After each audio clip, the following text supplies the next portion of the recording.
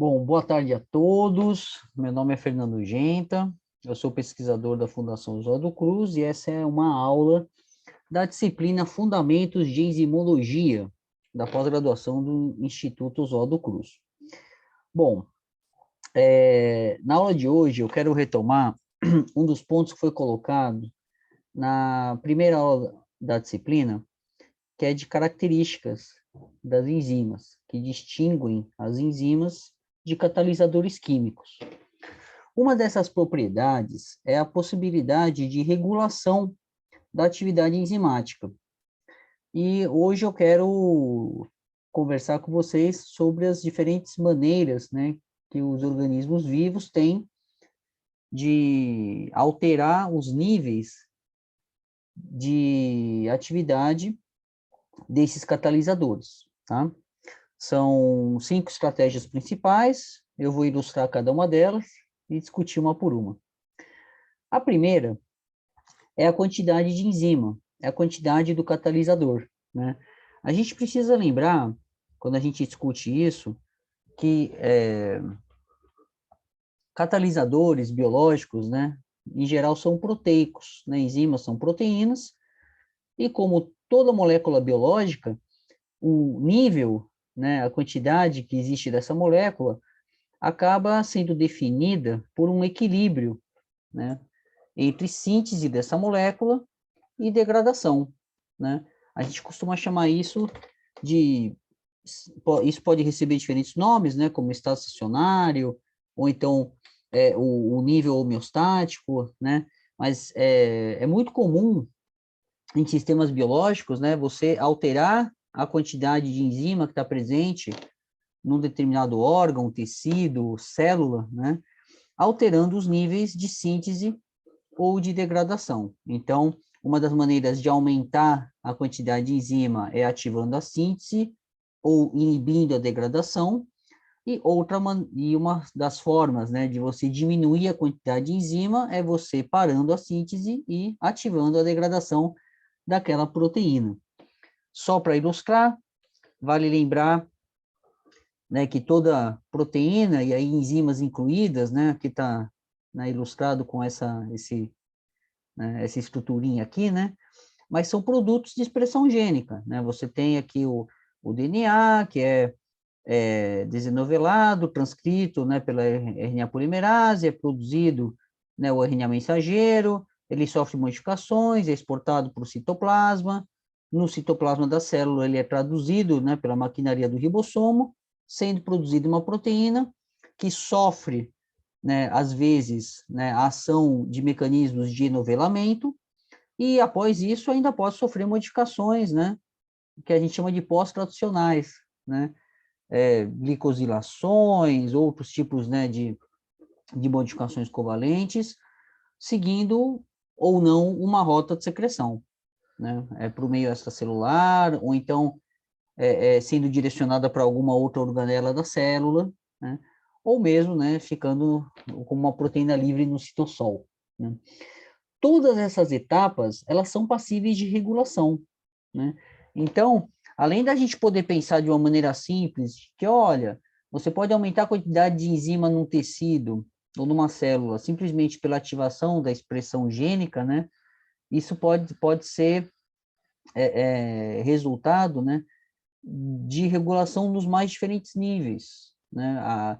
Então, desde a ativação da transcrição, né, que é o que é mais comum nos livros, né, e nas discussões, né, você tem a ativação da transcrição de um determinado gene, mas você também pode ter regulação a nível, né, de tradução, né, tem alguns casos de organismos que estocam, né, o RNA mensageiro e ativam a tradução em um determinado momento, frente a um determinado sinal metabólico, e até organismos que controlam a quantidade de enzima num determinado compartimento pela ativação das rotas de secreção. Então, você tem lá um estoque de proteína guardada, né, da enzima guardada, e isso aí é ativado, né, passa a ser secretado para o compartimento adequado, onde aquela enzima vai ter atividade após um determinado sinal, né?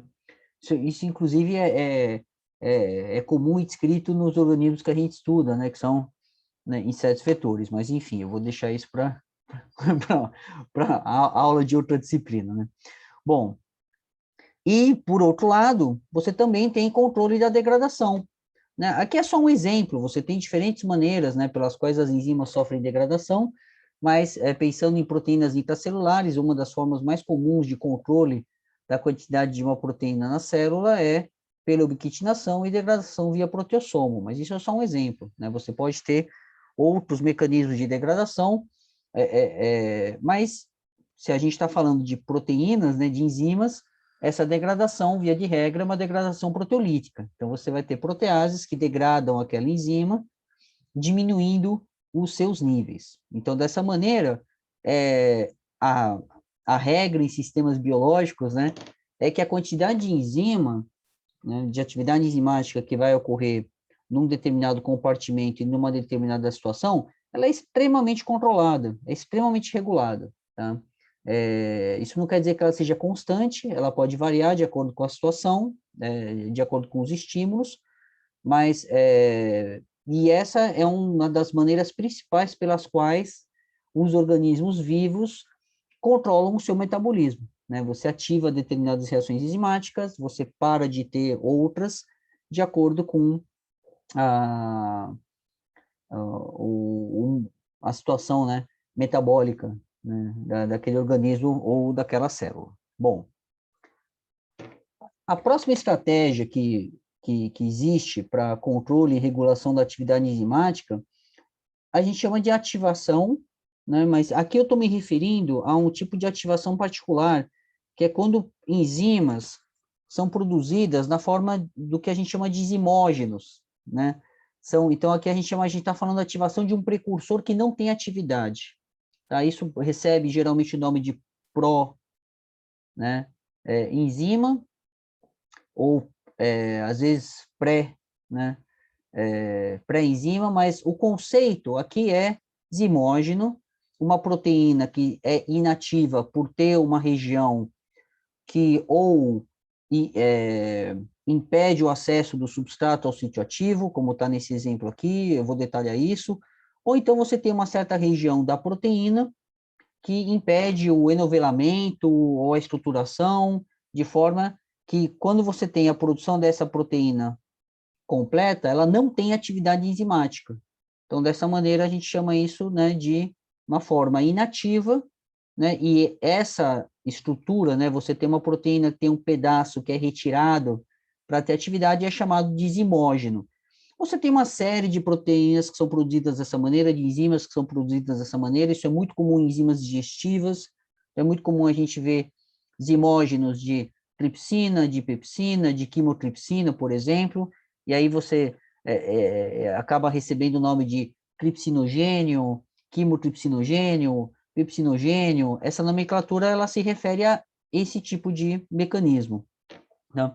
E aqui, como está desenhado na figura, né, esse zimógeno, ao sofrer uma clivagem, né, uma hidrólise por uma protease, né, você tem a remoção, né, desse pedacinho da proteína, que aqui está chamando de sequência de mascaramento, mas, enfim, o que está... É porque, nesse caso, o que está sendo ilustrado aqui é um peptídeo que tampa, né, o sítio ativo, né, impede o acesso do substrato ao sítio ativo, e acontecendo isso, você tem uma proteína ativa. Mas existem outros casos em que a remoção desse peptídeo resulta em modificações conformacionais, e aí você passa a ter uma proteína, né, uma enzima ativa. Mas o conceito é esse, é você ter a produção de uma proteína e ativação dessa proteína por proteólise, né, por hidrólise, e isso pode ser controlado a partir de sinais metabólicos muito específicos, né? Seja pela produção daquela protease naquele compartimento, né? Ou ativação daquela protease, ou mesmo, né?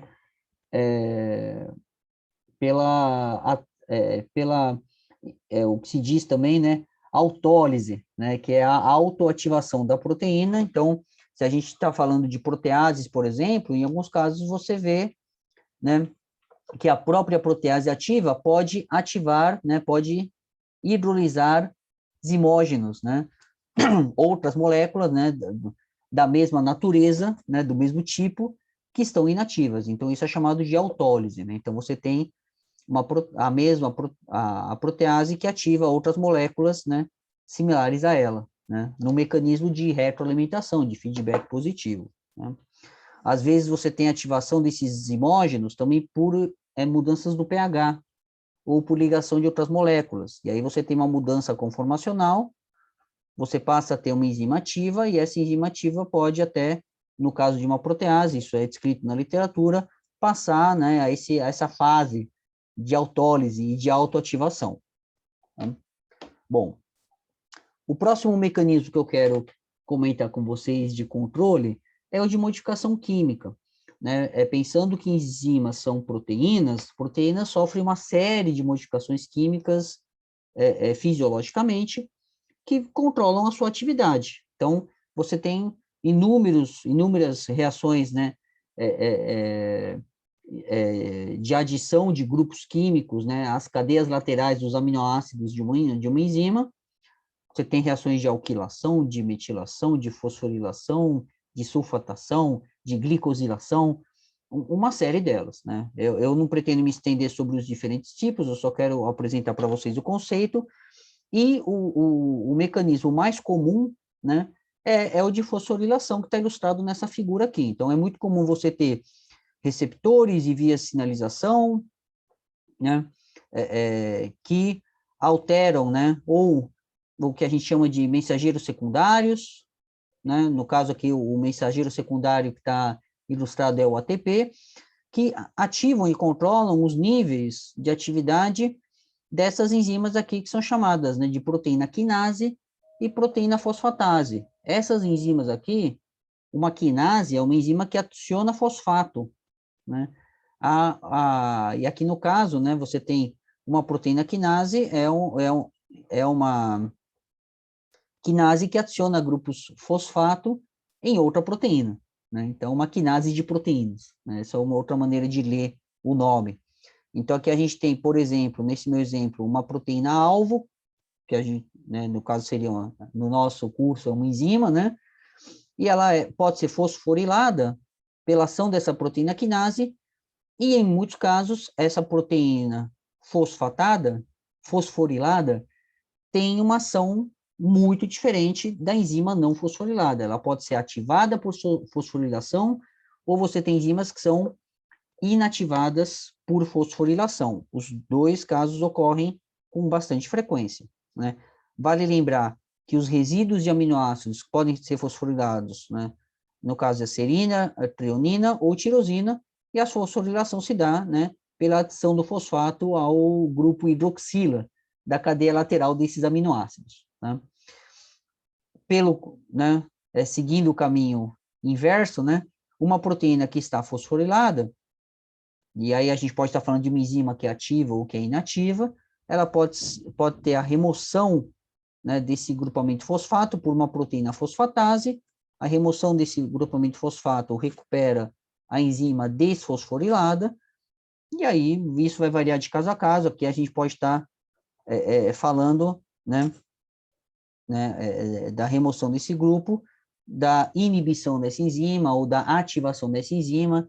Isso vai variar muito de alvo para alvo e em diferentes vias metabólicas, mas aqui vale a pena o conceito é que uma enzima ela pode se mostrar na forma ativa ou inativa, dependendo do seu estado de fosforilação, que pode ser controlado por essas enzimas aqui, a proteína quinase e a proteína fosfatase, que, por sua vez, tem a sua atividade controlada por mensageiros secundários, como ATP, como fosfatidioinositol, como concentração de cálcio. Tem uma série de mecanismos de regulação e controle.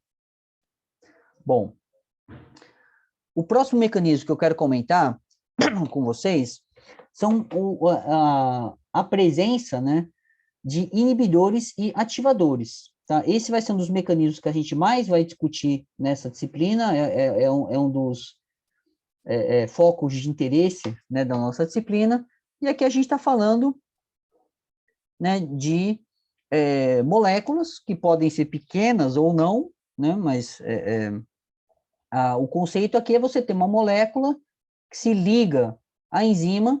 Nesse exemplo aqui, o que está sendo ilustrado aqui é um sítio ativo, tem essa concavidade, e um inibidor que se liga e desloca o substrato, né, impedindo a ação da enzima. Isso aqui é um caso de inibição competitiva. A gente vai ver diferentes tipos de inibição, tá? Mas o conceito de inibição é uma molécula que se liga à enzima, pode ser no sítio ativo ou não, e que diminui a capacidade daquela enzima de ligar o substrato e de catalisar a reação química, né, normalmente. Então, aqui, nesse exemplo, a gente está falando de um inibidor competitivo, uma molécula pequena que está deslocando o substrato, mas em outros casos você tem inibidores que se ligam em regiões adjacentes, então aqui a gente tem uma protease ligando, né, o substrato, né, e um inibidor que se liga numa região adjacente ao sítio ativo. Existem uma infinidade de tipos de inibidores, tá, que atuam ligando no sítio ativo, nas imediações do sítio ativo, ou em regiões completamente diferentes da proteína, e esses inibidores, eles podem ter o efeito de deslocar o substrato, de alterar o posicionamento dos grupos catalíticos, ou então de causar mudanças conformacionais da enzima, de maneira que a enzima deixa até de ter o sítio ativo, se a gente pensar em mudanças conformacionais grandes, né, ou impedindo a formação daquele sítio ativo que a gente discutiu numa aula anterior, naquele modelo de ajuste induzido, né, quando o sítio ativo ele se forma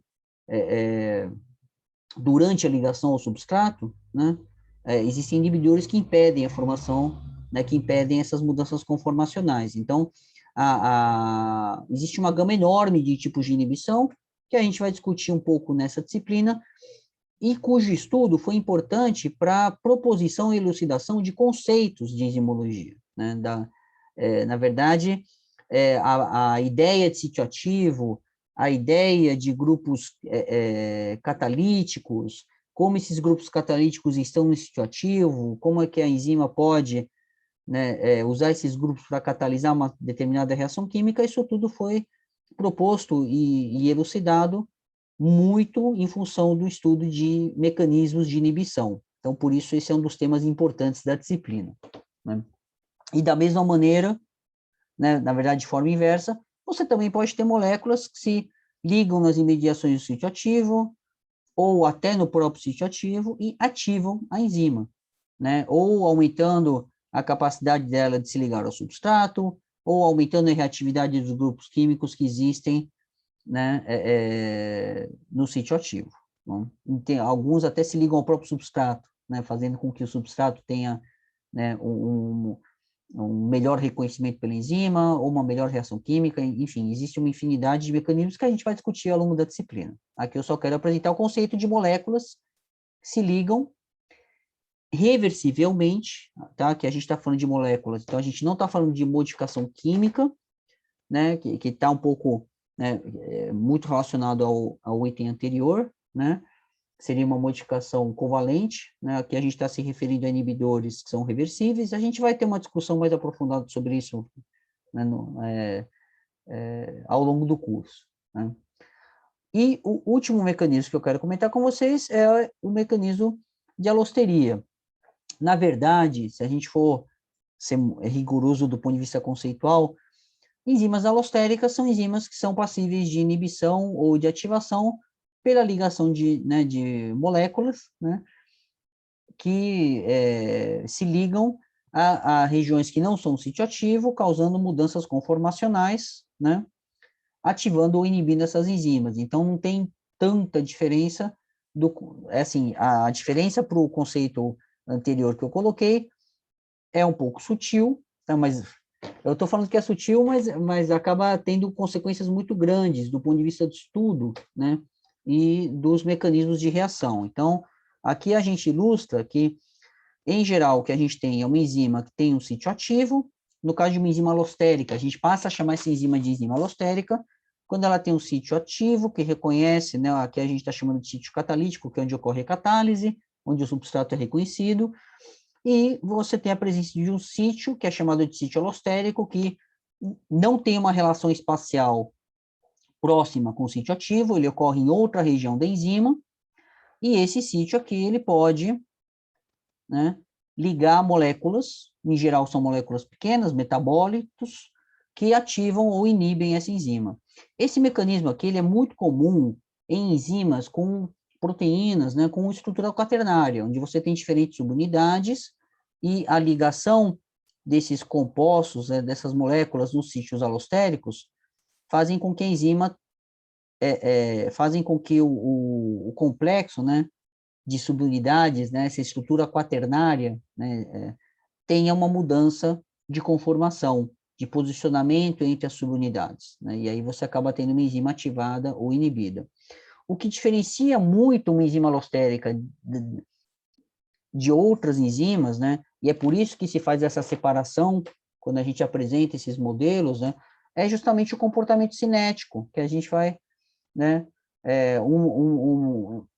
enzimas não alostéricas, né, que a gente pode chamar de enzimas mais comuns, né, costumam ter curvas, né, no gráfico de velocidade versus a concentração do substrato, que são hiperbólicas. A gente vai discutir isso em profundidade nas aulas seguintes do curso. Enzimas alostéricas costumam ter curvas que são sigmoidais. Isso tem um grande impacto, né, nas ferramentas de análise e também reflete mecanismos de atuação um pouco diferentes, né?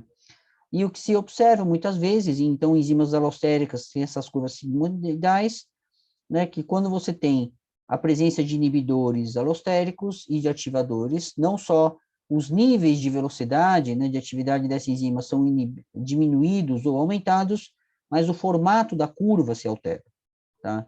E isso é característico desse tipo de enzima e desse tipo de mecanismo, né, a alosteria. Bom, com isso eu cobri todos os mecanismos que eu queria discutir com vocês. Espero que vocês tenham gostado da aula e a gente se encontra em breve. Muito obrigado pela atenção de todos. Um beijo, se cuidem, até a próxima aula.